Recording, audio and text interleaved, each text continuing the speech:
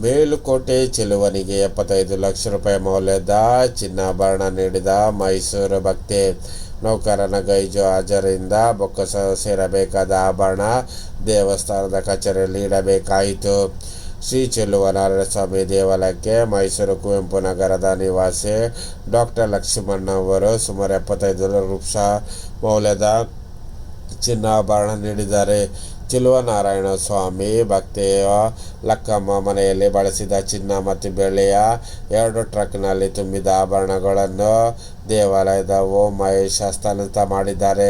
ಸ್ಥಳೀಯ ಅಕ್ಕಸಾಲಿಗರನ್ನು ಕರೆಸಿ ಕಾರ್ಯನಿರ್ವಾಹಕ ಅಧಿಕಾರಿಗಳು ಚಿನ್ನ ಮತ್ತು ಬೆಳ್ಳಿಯ ಮೌಲ್ಯಮಾಪನ ಮಾಡಿದ್ದಾರೆ. ದೀಪದ ಕಂಬ, ಚೆಂಬು, ಆರತಿ ತಟ್ಟೆ ಸೇರಿದಂತೆ ಅಂದಾಜು 25 ಕೆಜಿ ಬೆಳ್ಳಿ ಬಂಗಾರದ ಬಳೆ, ಸರ ಸೇರಿದಂತೆ 250 ಗ್ರಾಮದ ಬಂಗಾರದ ಆಭರಣಗಳನ್ನು ತೂಕದ ಮೂಲಕ ಲೆಕ್ಕಾಚಾರ ಮಾಡಿ ಟ್ರಂಕ್ನಲ್ಲಿ ಇರಿಸಿ ದೇವಾಲಯದ ಕಚೇರಿಯಲ್ಲಿ ಇರಿಸಿ ಭದ್ರ ಮಾಡಿದ್ದಾರೆ. ಚೆಲುವನ ಭಕ್ತ ವಯೋವೃದ್ಧಿಯಾಗಿರುವ ಲಕ್ಕಮ್ಮನವರು ಆಭರಣದ ಅನ್ಯರ ಪಾಲಾಗುವ ಬದಲು ದೇವಾಲಯಕ್ಕೆ ಸೇರಲಿ ಎಂದು ಆಶ್ರಯದಿಂದ ಸಮರ್ಪಿಸಿದ್ದಾರೆ ಎಂದಿದ್ದಾರೆ. ಭಕ್ತರು ದೇವಾಲಯಕ್ಕೆ ನೀಡಿದ ಲಕ್ಷಾಂತರ ರೂಪಾಯಿ ಮೌಲ್ಯದ ಆಭರಣಗಳನ್ನು ಬೊಕ್ಕಸದ ವಹಿಯಲ್ಲಿ ದಾಖಲಿಸಿ ಬೊಕ್ಕಸದಡಿ ಬೇಕಾದರೂ ಕೀ ಮತ್ತು ಬೊಕ್ಕಸದ ವಹಿವಾಟು ಕೊಟ್ಟಿದ್ದ ದೇವಾಲಯ ಪ್ರಥಮ ದರ್ಜೆ ಸಹಾಯಕ ಪ್ರಕಾಶ್ ಕರ್ತವ್ಯಕ್ಕೆ ಹಾಜರಾದ ಕಾರಣ ಆಭರಣಗಳನ್ನು 2ನೇ ದಿನ ಕಚೇರಿಯಲ್ಲಿ ಇಡುವಂತಾಯಿತು. ಡಾಕ್ಟರ್ ಲಕ್ಕಮ್ಮ ಸೋಮವಾರ ಮಧ್ಯಾಹ್ನ ಆಭರಣ ನೀಡಿದ ನಂತರ ಮೌಲ್ಯಮಾಪನ ಮಾಡಿದ ನಂತರ ಸಮಗ್ರವಾಗಿ ಆಭರಣಗಳ ವಿವರವನ್ನು ಬೊಕ್ಕಸದ ವಹಿಯಲ್ಲಿ ದಾಖಲಿಸಿ ಸಾಕಾತ್ಮಕ ಅರ್ಚಕ ಪರಿಚಾರಕರ ಸಮಕ್ಷ ಪರಿಶೀಲಿಸಿ ದೇವಾಲಯದ ಬೊಕ್ಕಸದಲ್ಲಿಟ್ಟು ಜಿಲ್ಲಾಧಿಕಾರಿಗಳಿಗೆ ವರದಿ ಸಲ್ಲಿಸಬೇಕಾಯಿತು. ಆದರೆ ಸೋಮವಾರ ಮಧ್ಯಾಹ್ನ 3 ಗಂಟೆಗೆ ಕುಡಿದ ಅಮಲಿನಲ್ಲಿ ಪ್ರಪ್ರಥಮ ದರ್ಜೆ ಸಹಾಯಕ ಮನೆಗೆ ತೆರಳಿದ ಕಾರಣ ಈ ಕಾರ್ಯ ಆಗಲಿಲ್ಲ.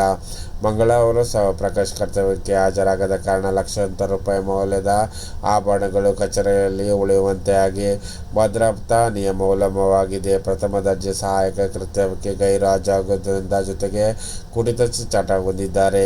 ಕುಡಿದೇ ದೇವಾಲಯದ ಕರ್ತವ್ಯಕ್ಕೆ ಹಾಜರಾಗುತ್ತಿದ್ದರೂ ಕೇಳುವವರು ಇಲ್ಲವಂತಾಗಿ ಎಂದಿರುವ ದೇವಾಲಯದ ಮೂಲಗಳು ಇಂತಹ ನೌಕರರನ್ನು ತಕ್ಷಣ ಜಿಲ್ಲಾಧಿಕಾರಿಗಳು ಬೇರ್ಗಡೆ ವರ್ಗಾಯಿಸಬೇಕು, ದೇವಾಲಯದ ಪ್ರಾವಿತ್ರ್ಯತೆ ಕಾಪಾಡಬೇಕೆಂದು ಹೆಸರು ಹೇಳಲು ಇಚ್ಛಿಸಿಕೊಳ್ಳಲು ಮನವಿ ಮಾಡಿದ್ದಾರೆ ಎಂದು ಹೇಳಲಾಗಿದೆ. ಗಂಭೀರ್ ಟೀಮ್ ಇಂಡಿಯಾ ಕೋಚ್ ಬಹುದಿನಗಳಿಂದ ಹರಿದಾಡುತ್ತಿರುವ ಸುದ್ದಿ ಕೊನೆಗೂ ಖಚಿತವಾಗಿದ್ದು, ಟೀಮ್ ಇಂಡಿಯಾ ಕೋಚ್ ಆಗಿ ಗೌತಮ್ ಗಂಭೀರ್ ಆಯ್ಕೆಯಾಗಿದ್ದಾರೆ. ಬಿಸಿಸಿಐ ಕಾರ್ಯದರ್ಶಿ ಜೈ ಶಾ ಅವರು ತಮ್ಮ ಎಕ್ಸ್ ಖಾತೆಯಲ್ಲಿ ಅಧಿಕೃತವಾಗಿ ಈ ವಿಚಾರವನ್ನು ತಿಳಿಸಿದ್ದಾರೆ. ಪುರುಷರ ರಾಷ್ಟ್ರೀಯ ತಂಡದ ಮುಖ್ಯ ಕೋಚ್ ಆಗಿ ಭಾರತದ ಮಾಜಿ ಆಟಗಾರ ಗೌತಮ್ ಗಂಭೀರ್ ಅವರು ನೇಮಿಸಲಾಗಿದೆ ಎಂದು ಜೈ ಶಾ ಪ್ರಕಟಿಸಿದ್ದಾರೆ. BMW ಹಿಟ್ ಆ್ಯಂಡ್ ರನ್ ಪ್ರಕರಣ ಆರೋಪಿ ಮಿಹಿರ್ ಶಾ ಬಂಧನ. ಜುಲೈ 7ರಂದು ನಗರದ ವರ್ಲಿ ಪ್ರದೇಶದಲ್ಲಿ ಸಂಭವಿಸಿದ ಹಿಟ್ ಆ್ಯಂಡ್ ರನ್ ಅಪಘಾತದ ಪ್ರಮುಖ ಆರೋಪಿ ಮಿಹಿರ್ ಶಾವನ್ನು ಪೊಲೀಸರು ಮುಂಬೈ ಪೊಲೀಸ್ ಮಂಗಳವಾರ ಬಂಧಿಸಿದ್ದು 14 ದಿನಗಳ ನ್ಯಾಯಾಂಗ ಬಂಧನಕ್ಕೆ ಒಪ್ಪಿಸಲಾಗಿದೆ. ಆಡಳಿತಾರೂಢ ಶಿವಸೇನಾ ನಾಯಕ ರಾಜೇಶ್ ಶಾ ಅವರ ಪುತ್ರ 24 ವರ್ಷದ ಮಿಹಿರ್ ಅಪಘಾತದಿಂದ ದಿನದಿಂದ ತಲೆಮರೆಸಿಕೊಂಡರು. ಈತನ ಶೋಧಕ್ಕಾಗಿ ಮುಂಬೈ ಪೊಲೀಸರು 11 ತಂಡಗಳನ್ನು ರಚಿಸಿದರು. ಮಿಹಿರ್ ವಿರುದ್ಧ ಲುಕೌಟ್ ನೋಟಿಸ್ ಜಾರಿಯಾಗಿತ್ತು.